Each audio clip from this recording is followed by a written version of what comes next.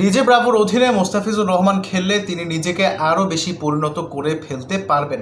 হ্যাঁ, তর্ক সাপেক্ষে পৃথিবীর ইতিহাসের সবচাইতে বেস্ট স্লোয়ার পেসার মানে যারা স্লো বলে রীতিমতো ব্যাটসম্যানদের নাভিশ্বাস আসলে তুলে ফেলেন। ব্যাটসম্যান তো না, ব্যাটসম্যান শব্দটা এই মুহূর্তে বলা আসলে ঠিক না, কারণ আইসিসি থেকে ব্যাটার হচ্ছে ইউনিসেক্স একটা ওয়ার্ড হিসেবে ঘোষণা করা হয়েছে। ব্যাটসম্যান শুনলে নাকি শুধুমাত্র ছেলে ছেলে মনে হয়। এনিওয়েজ, এখন কথা হচ্ছে মোস্তাফিজুর রহমান এবং ডিজে ব্রাভো তর্ক সাপেক্ষে গত 15 থেকে 20 বছরে বা গত 25 বছরে যত পেসার ছিলেন, লেফট হ্যান্ডেড বলেন রাইট হ্যান্ডেড বলেন, সবচাইতে ভালো স্লোয়ার করতে পারা দুই পেসারদের মধ্যে এই দুইজনই আছেন।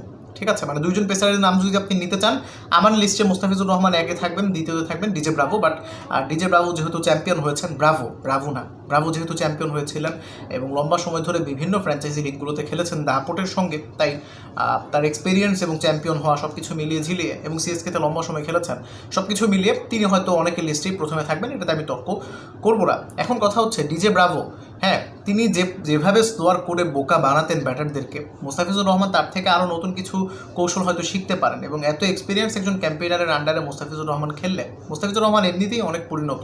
ঠিক আছে, মানে প্রাইম মোস্তাফিজ, পিক মোস্তাফিজ কাকে বলা হতো? আমরা 2015, 16, 17 এই ভার্সনের মোস্তাফিজকে নিয়ে সবসময় বলতাম না এই মোস্তাফিজ আর কখনো কামব্যাক করবে না, কিন্তু ওই মোস্তাফিজ ঠিকই কামব্যাক করেনি, তবে ওই মোস্তাফিজের চাইতেও ভয়ানক রকমের একটা ভয়ঙ্কর ফর্মে থাকা মোস্তাফিজ কিন্তু কামব্যাক করেছে। এবং এটা আসলে ফর্ম না, এটা হচ্ছে ক্লাস।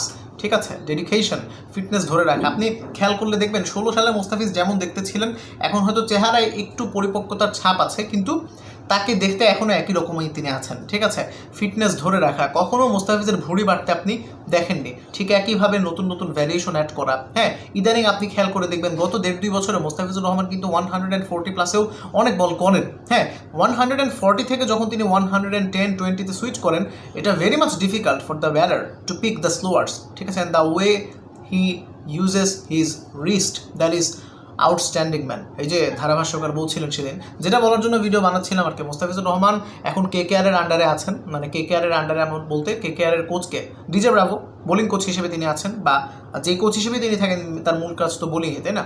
তো ডিজে ব্রাভোর আন্ডারে মোস্তাফিজুর রহমান খেললে তিনি আরও অনেক কিছু শিখতে পারবেন। এখন 2024 সালে মোস্তাফিজুর রহমান যখন চেন্নাই সুপার কিংসে ছিলেন, সেখানেও কিন্তু ডিজে ব্রাভো ছিলেন এবং মোস্তাফিজের সাথে পাথিরানাও ছিলেন। এই পাথিরানা এবং মোস্তাফিজকে সাইন করানোর পেছনে আমার মনে হয় শুধুমাত্র ডিজে ব্রাভোর হাত রয়েছে।